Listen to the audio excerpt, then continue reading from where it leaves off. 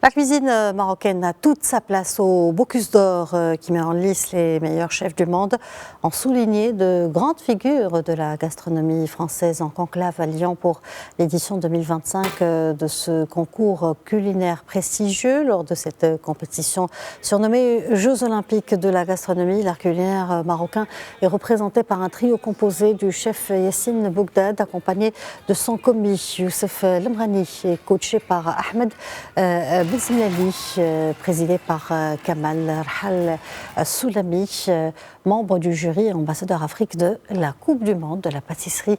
L'équipe nationale qui mise sur la valorisation des produits du terroir du Maroc pour se distinguer et subjuguer. Le jury avait validé son ticket pour la finale à l'issue des sélections continentales du tournoi officiel des chefs TOC Afrique tenu en septembre 2024 à Marrakech sous le haut patronage de Sa Majesté le roi Mohamed VI.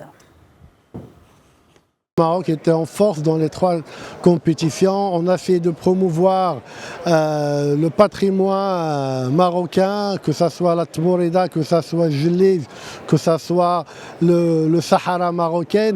Et aujourd'hui, au niveau de la cuisine, on a fait de valoriser le safran, on a vu de valoriser le citron confit.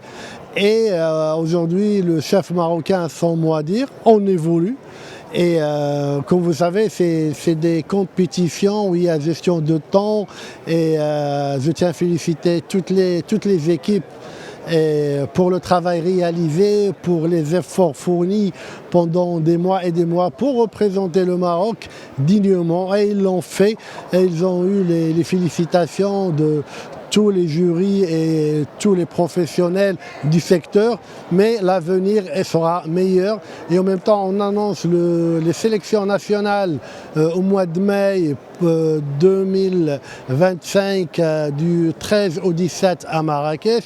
Et pour les mêmes dates, du 13 au 17 en 2026, le Bocuse d'Or Afrique et la Coupe d'Afrique de la pâtisserie menant au Bocuse d'Or Monde et la Coupe du Monde de la pâtisserie. D'abord, beaucoup de succès, une émotion à tous les niveaux. Je crois que l'émotion, c'est vraiment le mot clé de ce qu'on vient de vivre pendant ces 5 jours sur le Syrah, avec cette finale de la Coupe du Monde de la pâtisserie et cette finale du Bocuse d'Or qui vient de s'achever à l'instant dans un dernier élan d'émotion qui a saisi tout le public. L'Afrique, c'est définitivement un pilier de notre grande famille de la Coupe du Monde de la pâtisserie et du Bocuse d'Or. C'est un continent qui est riche d'une culture très riche au niveau de sa pâtisserie, de sa cuisine, qui exprime de très belles choses sur le Bocuse d'Or, sur la Coupe du Monde de la pâtisserie, avec des équipes qui apprennent, qui progressent régulièrement.